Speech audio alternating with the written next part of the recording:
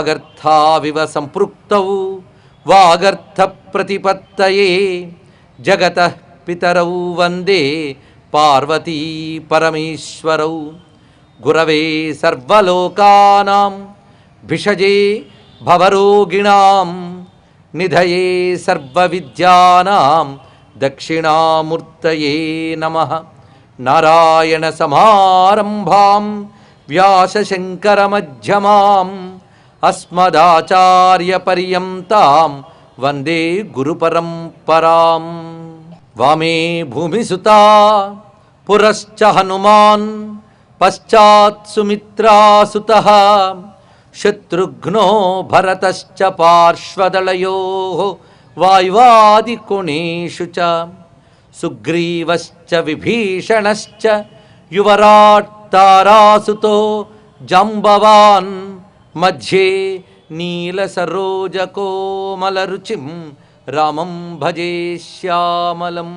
గోష్పదీకృతవారాసిం మశకీకృతరాక్షసం రామాయణ మహామాలారత్నం వందే అనిలాత్మజం. యత్ర యత్ర రఘునాథకీర్తనం తత్ర తత్ర కృతమస్తకాంజలిం బాష్పవారి పరిపూర్ణలోచనం మారుతిం నమత రాక్షసాంతకం.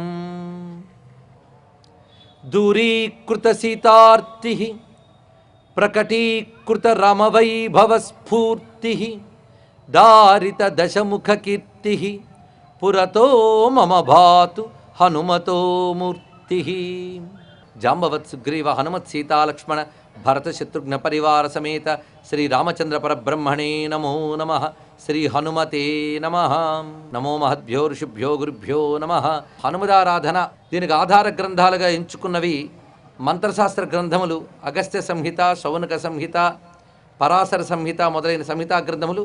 దానికి తోడు ప్రధానంగా రామాయణం, సుందరకాండ, యుద్ధకాండ. హనుమద్ ఉపాసన రామాయణంలోనే ఎలా కనిపిస్తూ ఉన్నది. అందులో సీతాదేవి, రామచంద్రమూర్తి, లక్ష్మణస్వామి కూడా ఒక విధంగా హనుమద్ ఉపాసకులే అని చెప్పుకోవాలి. ఎందుకంటే వారందరూ కూడా హనుమంతుని వల్ల లాభాలు పొందినటువంటి వారు. ముఖ్యంగా సీతమ్మ హనుమంతునితో చెప్పిన మాట ఒక కార్యసిద్ధి మంత్రముగా వ్యాప్తి చెంది ఉంది. చాలామందికి తెలుసు ఆ విషయం కూడా. త్వమస్మిన్ కార్యనియోగే ప్రమాణం హరిసత్తమ హనుమాన్ యత్తమాస్తాయి దుఃఖక్షయకరో భవ. ఇది చాలా ప్రసిద్ధిగా మంత్రంలో మనం చదువుతాం. కానీ మాట అనేది సీతమ్మ సాక్షాత్ ఆంజనేయ స్వామి వారితో ఈ పని చేయడంలో తగినవాడు నువ్వే, అందుకు హనుమ సరైన ప్రయత్నం నువ్వే చేసి నా యొక్క దుఃఖాన్ని పోగొట్టు అని సీతమ్మ అన్నది.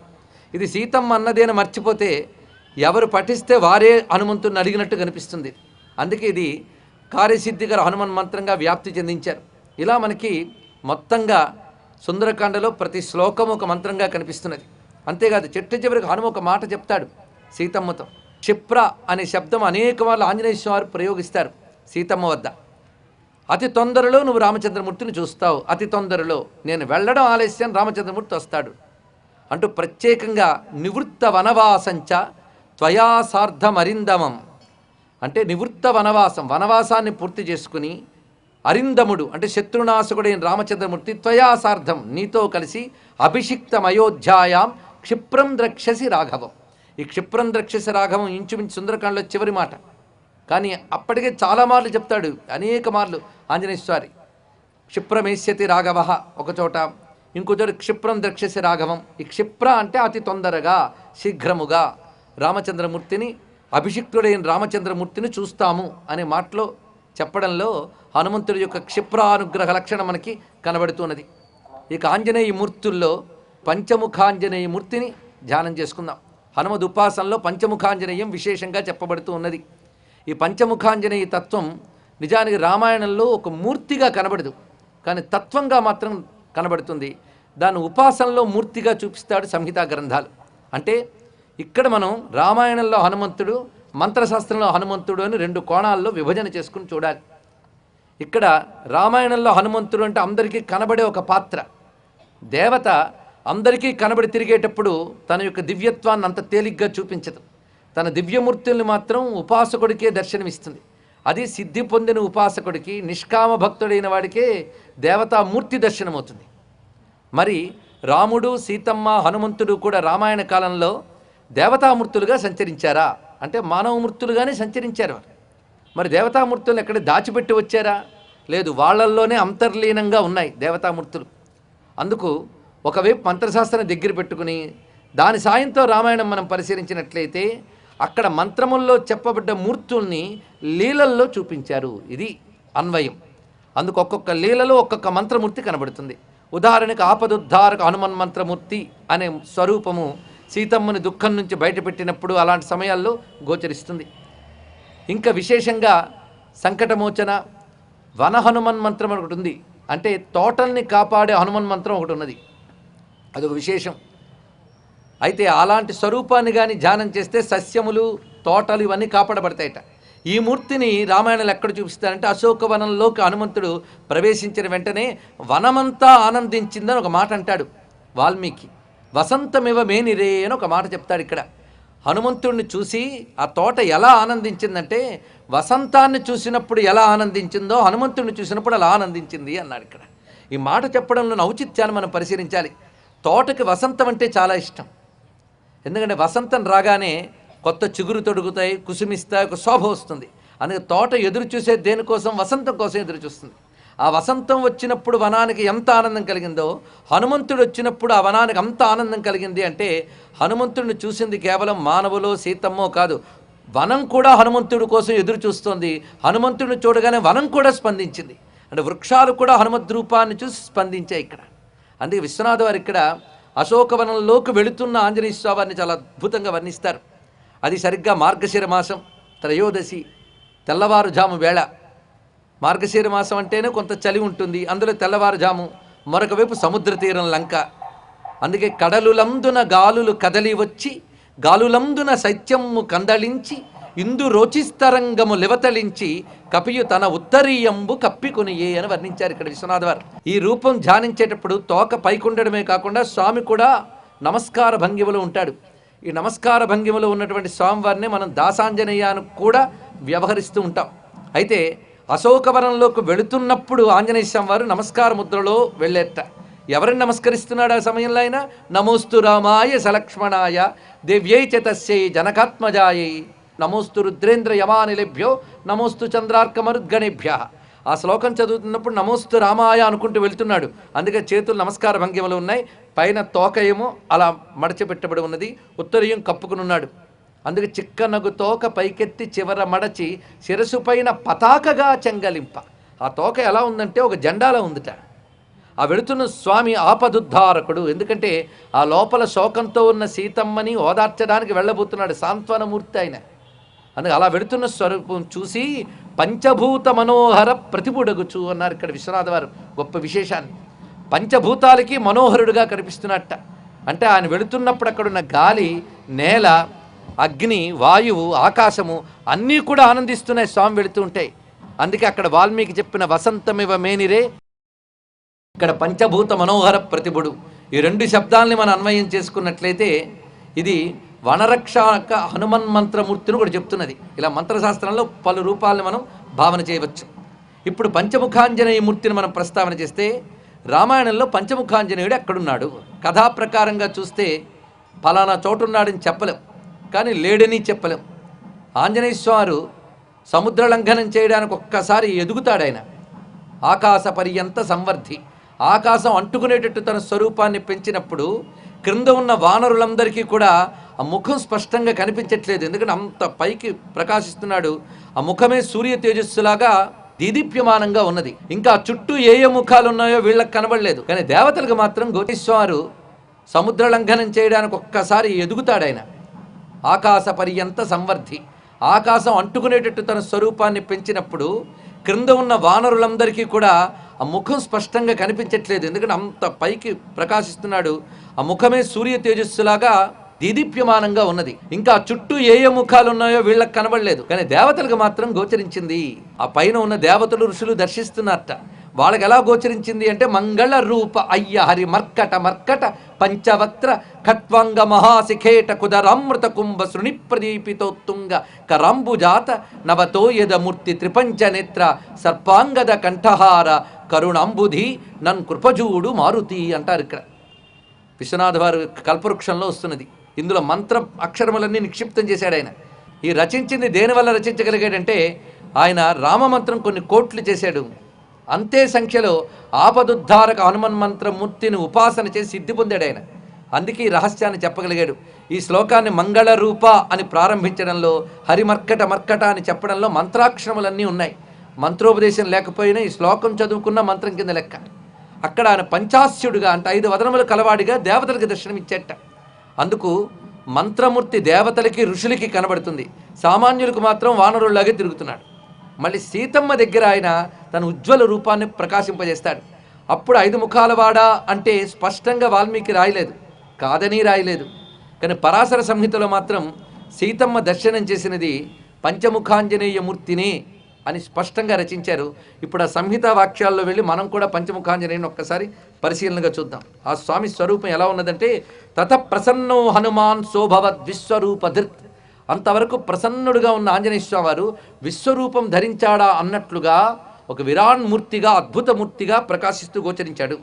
ఇక్కడ వాల్మీకి రామాయణంలో అయితే తతో వర్ధితు మారేభే సీతా ప్రత్యయ కారణాత్ మేరుమందర సంకాశో బభౌ దీప్తానల ప్రభహ అని వర్ణించారు. ఇక్కడ మేరు పర్వతం వలె, మందర పర్వతం వలె ఉన్నాడు. అక్కడ మేరు పర్వతం వలె ఉన్నాడన్న మాటే కాంచనాద్రి కమనీయ విగ్రహం అనే భావనకి ఆధారంగా కనబడుతున్నది. శరీరము దీప్తానల ప్రభ, ప్రకాశిస్తున్న అగ్నివలే తేజరిల్లుతున్నది. అంతేకాదు హరి పర్వత సంకాశ తామ్రవక్త్రో మహాబల వజ్రదంష్ట నఖో భీమో వైదేహీ మిదమబ్రవీత్. అక్కడ వజ్రదంష్ట నఖ అని మాట వేశారు. వజ్రదంష్ట, వజ్రనఖ, ఇలాగ వజ్ర శబ్దంతో హనుమన్ మంత్రములు కొన్ని ఉన్నాయి. ఈ స్వరూపాన్ని వజ్రాంగ హనుమతి అని అంటారు. స్వరూపం మొత్తం వజ్రాంగమూర్తి, అందుకే వజ్రాంగ బలి అని స్వామివారికి ఒక పేరున్నది. ఈ వజ్ర సంబంధమైన ఒక మంత్రాన్ని మంత్రశాస్త్రం చెప్తున్నది. మొత్తానికి వజ్రస్వరూపంగా గోచరించాడు. ఆ గోచరించినప్పుడు వానరం ముఖమేవంతు ద్వితీయం సింహవక్త్రకం తృతీయం గారుడం వక్త్రం చతుర్థం సౌకరం ముఖం హయాస్యం పంచమం చోర్ధ్వం ఏకైకం నయనం త్రయ అన్నారు. ఇక్కడ ఒక్కొక్క ముఖానికి 3 కళ్ళు ఉన్నాయట. అందులో వానరం ముఖం ఏవం, మొదటి ముఖం వానర ముఖం, రెండవది సింహవదనం, మూడవది గరుడ వదనం, నాలుగవది సౌకర వదనం అంటే వరాహవదనం, 5వది హయగ్రీవ వదనం అంటే అశ్వవదనం. వీటితో గోచరిస్తున్నాడు. ఒక్కొక్క దిక్కున ఒక్కొక్కటి ఉన్నాయి. మనం భావన చేసేటప్పుడు 5 వదనములు కూడా 4 దిక్కుల్లో 4 చూస్తూ ఊర్ధ్వ దిక్కున ఒక వదనం ఉన్నది. ఏ దిక్కులో ఏ వదనాన్ని ధ్యానించాలో చెప్పుకుంటూ వెళ్ళాలి. ఈ క్రమం అచ్చంగా ఏ క్రమం అయ్యా అంటే సజ్జోజాతం ప్రపజ్జామి క్రమమే. సజ్జోజాత వామదేవ అఘోర తత్పురుష ఈశానముఖములే ఈ వానర నారసింహ గరుడ వరాహ హయాస్య, ఈ సజ్జోజాతాది వదనముల పేర్లే ఇవి కూడా. అంటే పంచముఖ పరమేశ్వర స్వరూపమే పంచముఖ ఆంజనేయ రూపం. అక్కడ ఇక్కడ ఒకటే తత్వం. పైగా పంచభూత తత్వములు ఈ పంచవదనముల్లో గోచరిస్తున్నాయి. అంటే పంచభూతాల్ని శాసించేటువంటి పరమేశ్వర తత్వమే పంచముఖాంజనేయం. అందుకు పంచముఖాంజనేయం సాక్షాత్ సదాశివ స్వరూపంగా తెలుసుకోవాలి. అందుకే రుద్రతేజం సంపూర్ణంగా హనుమంతుల్లో ప్రకటింపబడింది పంచవదన స్వరూపంలోనే. అందుకే పంచవదన పంచముఖాంజనేయ రూపం సంపూర్ణ రుద్రతేజముగా భావన చేయాలి మనం. అందుకు ఒక్కొక్క వదనంలో సజ్జోజాతాది లక్షణములు, పంచభూత లక్షణము, పంచ ప్రాణ లక్షణము, పంచేంద్రియ లక్షణము, పంచ తన్మాత్ర లక్షణము కూడా తెలుసుకోవాలి. ఈ పంచ తన్మాత్రలతో, పంచభూతములతో, పంచేంద్రియములతో కూడినటువంటి సమస్త విశ్వాన్ని నియమించే ప్రపంచ నాయకుడెవడో ఆయన ఆంజనేయ స్వామి వారు. కానీ హనుమంతుడు ఇక్కడ ఒక దూతగా మనకు కనబడట్లేదు, సాక్షాత్ పరమేశ్వరుడిగా దర్శనమిస్తున్నాడు. ఇప్పుడు ఏ ముఖ ధ్యానం వల్ల ఏం ఫలితం వస్తుందో వివరిస్తున్నది మంత్రశాస్త్రం. అందుకే నమ పంచవదనాయ పూర్వముఖే కపిసింహాయ సకల శత్రు సంహారకాయ అన్నారు. ఇక్కడ సకల శత్రు సంహారకుడు, మహాబలాయ, 2 విషయములు చూపిస్తున్నారు ఇక్కడ. ఆ వానరముఖం శత్రునాశకము, మహాబలము అన్నారు. శత్రువులు, ఇప్పుడు శత్రునాశకం కనుక మనం ఒక లిస్టు రాసుకుని శత్రువుల లిస్టు ఆంజనేయ ఈ శత్రువుని సంహరించిన అడగడం కాదు. మనం భగవంతుడిని ఆశ్రయిస్తే మనల్ని బాధించే శక్తులకి శక్తి లేకుండా చేస్తాడు ఆ మహానుభావుడు. అందుకు మన శత్రునాశనం కోరుకోకూడదు, శత్రుత్వనాశనం కోరుకోవాలి. అవతల వాడికి మనపై శత్రుభావం లేకుండా చెయ్యమని ఈ వదనాన్ని ప్రార్థిస్తే చాలు. అందుకే వదనానికి 2 లక్షణాలు చెప్పారు: శత్రు సంహారకాయ, మహాబలాయ, వానరముఖాయ. ఇది అది పూర్వముఖం. పూర్వముఖము అంటే తూర్పు వైపు చూస్తున్నటువంటి వదనం, అది ఆ తూర్పును ఉన్న వదనం ఆ దివ్యమైనటువంటి వానరముఖం, శత్రు సంహారకం, మహాబల ప్రదాయకం, అది దానికున్న లక్షణం. ఇక నృసింహముఖాన్ని చూపిస్తున్నారు. ఇది కరాళ నృసింహాయ దక్షిణముఖే అన్నారు. కరాళమైన నృసింహవదనంతో ప్రకాశిస్తున్నాడు స్వామి. ఇది సర్వభూత ప్రమథనాయ అన్నాడు ఇక్కడ. అంటే సర్వభూతములను కూడా శాసించగలిగే శక్తి, సర్వ ప్రాణికోట్లని శాసించగలిగే ఉగ్రత్వము ఆ నృసింహతత్వంలో గోచరిస్తున్నది. అది నారసింహవదనం. ఇక పశ్చిమ వదనం, ఇప్పుడు దక్షిణమైంది పశ్చిమ వదనం. మూడవ వదనం గరుడ వదనం. ఈ గరుడ వదనం ఏం చేస్తుందంటే సర్వ విషహరాయ అన్నాడు, విషాలను పోగొడుతుందిట. ఇది తెలుసుకోవాల్సింది. విషము అంటే మన శరీరాల్లో ఆరోగ్యాన్ని, ప్రాణశక్తిని క్షీణింపజేసేది విషం. ఆ విషాన్ని పోగొట్టేది పశ్చిమ వదనం. ఉత్తర వదనం వరాహవదనం. ఇది సౌకర వదనం. సౌకరం అంటే సూకరస్య భావం సౌకరం. సూకరం అనగా వరాహం. ఇది ధ్యానిస్తే ఏమొస్తున్నది అంటే వరాహవదనాయ సంపత్కరాయ అని వర్ణించారు ఇక్కడ. వరాహవదనం సంపత్కరం. ఎందుకంటే వరాహం ఎప్పుడైనా సంపదలకి అధిదేవత. వరాహం భూతత్వం. భూతత్వాన్ని ఆధారం చేసుకుని అన్నము ఐశ్వర్యము లభిస్తూ ఉంటుంది. అనగా అన్నైశ్వర్య ప్రదాయకమైన స్వరూపం వరాహవదనం. ఇలాగా పూర్వముఖం వానరం, దక్షిణముఖం నృసింహం, పశ్చిమముఖం గరుడవదనం, ఉత్తరముఖం వరాహవదనం, ఇది సంపత్కరం. ఇక ఊర్ధ్వముఖం హయాస్యం అన్నారు ఇక్కడ. ఇది జ్ఞానస్వరూపం, సంపూర్ణముగా జ్ఞానాన్ని తెలియజేస్తున్నది. ఎందుకంటే హయగ్రీవ స్వామి అంటేనే వేద విద్య గురువు. అంతేకాదు సర్వజన వశీకరణాయ అని ఒక మాట కూడా చెప్పారు ఇక్కడ. ఆ హయవదనంతో ఉన్న ఆంజనేయ స్వామి వారిని ధ్యానం చేసినట్లయితే సర్వజన వశీకరణము చేస్తాడట. సర్వజన వశీకరణము అంటే ఇక్కడ ఒక్కొక్కరిని లొంగ తీసుకోవడం అని కాదు, ఇక్కడ ప్రతివారు తనకు అనుకూలముగా ఉండేటట్టు చేయడం, అది కదండి కావలసింది. అందుకు సర్వానుకూలతలు ఇచ్చేటువంటి దైవం హయగ్రీవ స్వామి. ఈ 5 వదనాలతో స్వామి ఎందుకున్నాడు ఇప్పుడు మనకు తెలిసింది. ఇక్కడ దేవతా స్వరూపాలు కొన్ని భావన చేయాలి. ఎక్కడైనా ఇలాంటి ముఖాలు ఉన్న వాళ్ళు ఉంటారా అని ఎవరైనా ప్రశ్నిస్తారు. ప్రకృతిలో ఉండరు, కానీ ప్రకృతికి అతీతమైన పరమేశ్వర స్వరూపంలో ఉంటారు. ఇది తెలుసుకోవాలి. అందుకే పరమేశ్వర స్వరూపాన్ని ప్రకృతి లక్షణంతో చూడడానికి లేదు, అది ప్రకృతికి అతీతమైనటువంటి తత్వం. అది పైగా ఒక్కొక్క దేవతకి ఒక్కొక్క బీజాక్షరం ఉంటుంది. ఇది తెలుసుకోవాల్సిన అంశం. ఏ దేవతకి ఏ బీజాక్షరం అనేది సభల్లో పుస్తకాల్లో చెప్పకూడదు, అది గురుముఖతః తెలుసుకోవాల్సినది. ఒక్కొక్క బీజాక్షరం ఒక్కొక్క దేవతకి స్వరూపం. అందుకు ఒక ప్రధాన దేవతకి ఆ బీజాక్షరములు కలిపినప్పుడు ఏమవుతుందంటే ఆ దేవతల తత్వం ఆ ప్రధాన దేవతతో కలుస్తుంది. అలా ఇక్కడ వానర అంటే హనుమన్ మంత్ర బీజాక్షరం కలవాలి. ఇక నృసింహ బీజాక్షరం, గరుడ బీజాక్షరం, వరాహ బీజాక్షరం, హయగ్రీవ బీజాక్షరం, ఈ బీజాక్షరములు కలిపిన హనుమన్ మంత్రంలో పంచముఖం వస్తుంది. కనుక పంచముఖ హనుమన్ మంత్రంలో ఉండేటువంటి బీజాక్షరములు 5 దేవతలు. అలా ఉపాసన చేయడం వల్ల అప్పుడు పంచవదన హనుమంతుడు ఆ మంత్రాన్ని ఉపాసించే వాళ్ళకి దర్శనమిస్తాడు. అంతేకాదు భగవంతుడు ఏ రూపంతో ధ్యానిస్తే ఆ రూపంతో కనబడతాడని చెప్పడానికి అవకాశం లేదు. మనం ఎలా ధ్యానిస్తే అలా కనబడ్డు, మనకి ఎలా అవసరమో అలా కనబడతాడు, అది తెలుసుకోవాలి. ఆయనకి తెలుసు ఎప్పుడు ఎలా కనబడాలో. మనం ఆయనకి ఇలా రా అని చెప్పడానికి లేదు. ఏ తీరుగా నన్ను దయ చూచేదవో అనాల్సిందే. ఏ తీరుగు దయ చూడాలో ఆయనకు తెలియాలి, మనం ఎవరో ఆయనకి డిక్టేట్ చేయడానికి. అందుకే హనుమంతుడు ఎప్పుడు ఎక్కడ ఎలా కనబడాలో ఆయనకు తెలుసుట. ఎంతటి వాడు కావలయునెప్పుడు యత్ప్రతిభ విశిష్టుడై, అంతటి వాడనేనగుదు నప్పుడు తత్ప్రతిభా విశిష్టుడై, అంతక ప్రాంగణ స్థిత మహాధ్వజవద్భుజదండ తీవ్రుడన్ చింతిత కార్యముల్ తనరచేయగ కల్పత రూపమానుడన్ అని హనుమంతుడు వానర వీరులతో చెప్పినట్లుగా కల్పవృక్షంలోని పద్యం ఇది. ఎప్పుడు ఎక్కడ ఎంత రూపాన్ని చూపించాలో అంత ప్రకటిస్తాను. అందుకు ఇంతవరకు నేను అసలు మౌనంగా ఒక మంత్రిగానే ప్రకటింపబడ్డాను. ఇప్పుడు సముద్ర లంఘనం దగ్గరికి వచ్చేటప్పటికల్లా తన స్వరూపాన్ని అద్భుతంగా పెంచి చూపించాడు. తర్వాత సీతమ్మ దగ్గరికి వెళ్ళినప్పుడు ఎంత రూపంతో వెళ్ళాడు? పృషదంశక మాత్ర సన్, ఒక పిల్లి ప్రమాణంలో వెళ్ళేట. ఆ వెళ్ళినప్పుడు ఎంత వినయంగా మాట్లాడుతూ వెళ్తాడో, అక్కడ వానరవీరుల ముందు ఎంత వీరాన్ని చూపించాడో అమ్మ ముందు అంత వినయాన్ని చూపించాడు. అంతేగా నేను ఎక్కడైనా వీరత్వమేనండి కూడదండి, ఎక్కడ అన్ని చోట్ల ఒక్కలా ఉండకూడదు, ఎక్కడ ఎలా ఉండాలో తెలియదు. అది హనుమంతుడి నుంచి గ్రహించవలసిన విషయం ప్రతివారు. అందుకే కార్యానుకూలంగా ప్రవర్తించాలి, అప్పుడే కార్యసాధకుడు అవుతాడు. కొందరుంటారు ఎక్కడ చూసినా అదే అహంకారం, అన్ని చోట్ల అలా ప్రకటించవచ్చా? రాక్షసుల ముందు ఏం చెప్పాడు? నరావణ సహస్రమే యుద్ధే ప్రతిఫలం భవేత్, 1000 కొలది రావణులైనా నా ముందు నిలబడలేరని ప్రకటించాడు. అక్కడ సీతమ్మ ముందు ఏం చెప్పాడు? ఎంత వినయంగా ఉండి, అమ్మా అక్కడ సిద్ధంగా ఉన్న వానరులు నాతో సమానము, నాకంటే గొప్పవాళ్ళు ఉన్నారు కంటే నాకంటే తక్కువ వాడు ఒక్కడూ లేడని చెప్పాడు. ఎవరండి ఇలా మాట్లాడగలరు? కానీ నిజానికి ఇక్కడ హనుమంతుడు చెప్పేది సత్యమా?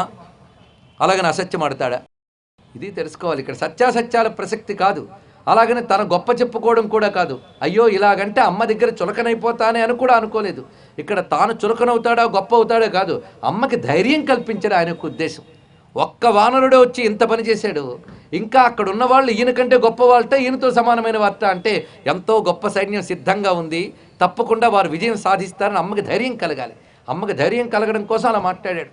పైగా సీతమ్మ వద్దకు వెళ్ళేటప్పుడు ఎలా వెళ్ళాడు? ఆ చెట్టు నుంచి జాగ్రత్తగా దిగేట, హఠాత్తుగా దభీమని దిగితే అమ్మ భయపడుతుంది. ఆ దిగి వెళ్ళేటప్పుడు కూడా 2 చేతులు తల మీద పెట్టుకుని వినయంగా వెళుతున్నట్ట. అందుకే శిరస్యంజలి మాదాయ వైదేహీమిదమబ్రవీత్, మాటి మాటికి ఇదే వర్ణిస్తాడు ఇక్కడ. 2 చేతులు అలా దోయిలించి పట్టుకున్నట్ట. అందుకే హనుమన్ మూర్తి చేతులు ముకులించడం, చేతులు దోయిలించడం, దీన్ని మనం దాసాంజనేయ మూర్తి అంటాం. ఎవరికి దాసుడు ఆయన? సీతారామ దాసుడు ఆయన. అందుకే వాళ్ళ ముందు నమస్కరిస్తాడు మహానుభావుడు. అయితే మన ఆలయాలకు వెళ్ళినప్పుడు కొన్ని చోట్ల హనుమంతుడు నమస్కరిస్తున్నట్టు కనబడతాడు. ఆయన ఎవరికండి నమస్కరిస్తున్నాడు అంటే అంతా రామమయమని దర్శిస్తున్నాడు గనక అన్నిట్లో రాముడిని చూసి నమస్కరిస్తున్నాడని భావించాలి మనం ఇక్కడ. ఇది దాసాంజనేయ